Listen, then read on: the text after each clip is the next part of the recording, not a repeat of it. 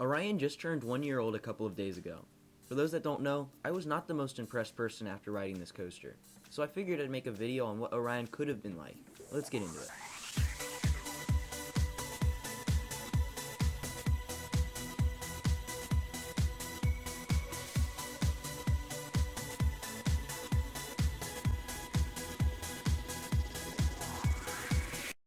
A quick disclaimer. Being disappointed is not the same thing as hating the ride and never wanting to ride it again. Orion is still a good coaster. I'm only nitpicking things that I think could have been improved. Again, this is all my personal opinion. Alright, so I'm going to start off with the appeal of the roller coaster. Orion is a giga coaster, meaning it has a drop anywhere from 300 to 399 feet. This adds another layer to the park's coaster lineup.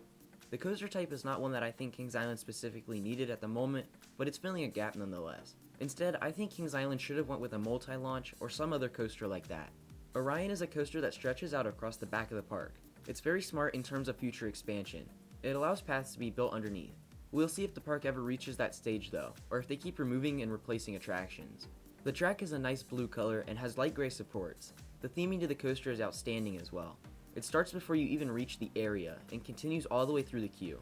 Orion even features the only pre-show in the park. This is something I think Kings Island did perfectly. However, the layout itself is what I think needs improving. Orion has speed, which I think is something a giga coaster should focus on.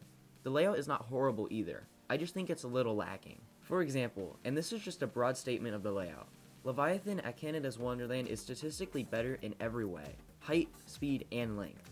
Yet both coasters have a very similar duration. If Orion was to be taller and faster, there would be no doubt in my mind that it would be longer and have a better ride experience. So let's dive into the changes that I would have made. First off, I would increase the height of Orion.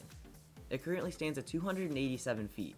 I would at least give it 13 feet to hit 300, or maybe give it about 25 feet to make the drop bigger than Fury's. This solves two problems. One, people cannot say that Orion is not a giga coaster. It stands over 300 feet tall now. Two, the extra height increases the speed by a couple miles per hour, putting its top speed in the mid-90s and allowing a longer track length. In order to allow these changes, all that would need to happen is raising the angle of elevation. Moving through the layout, at the bottom of the first drop, I would place a tunnel. If not there, I have another place that I will get to in a minute. I think flying through tunnels at high speed is pretty fun and can be found in 3 different giga coasters: Millennium Force, Leviathan, and Fury, if you count the bridge as a mini tunnel. I like the next sequence of events. The wave turn is fun, and I love the speed hill and floater hill. The extra speed should also make these elements faster, increasing its pacing. Even if I wanted to change it, there's not much I could do.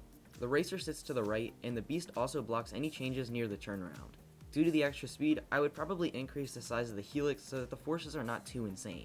I know the layout is pretty much the same up until this point, but this is where I would start to change things. Originally, the coaster does a turning hill and goes into the brakes. Well, Orion is missing a key element I think needs to be on all B&M Gigas. This element is the one and only low to the ground swooping turn. Sorry, I don't know what the technical term for this element is. This element is seen on both Leviathan and Fury. To do this, I would leave the final turn that would lead into the brakes. The drop would instead lead into a tunnel. Out of the 2 tunnels I mentioned, this one is the more important one, as the queue can literally go around the hole.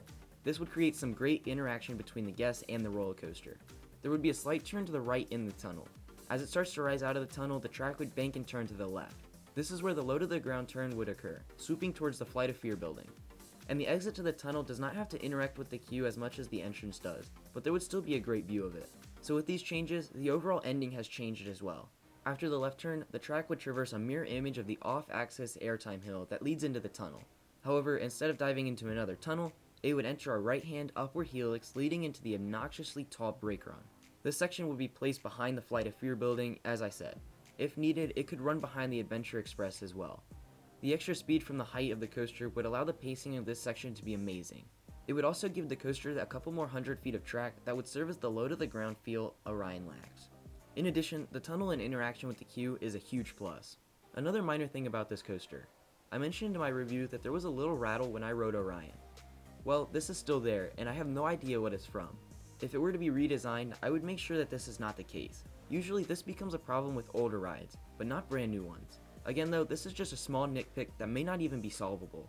Before you go to the comments, if you haven't already, I understand that Orion was pretty much the hypercoaster that was supposed to go to California's Great America.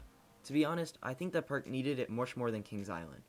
Anyways, with that being said, there are obvious budget constraints that came with Orion. It could have been possible that if it were more planned out, Orion could have topped Fury, but one can dream.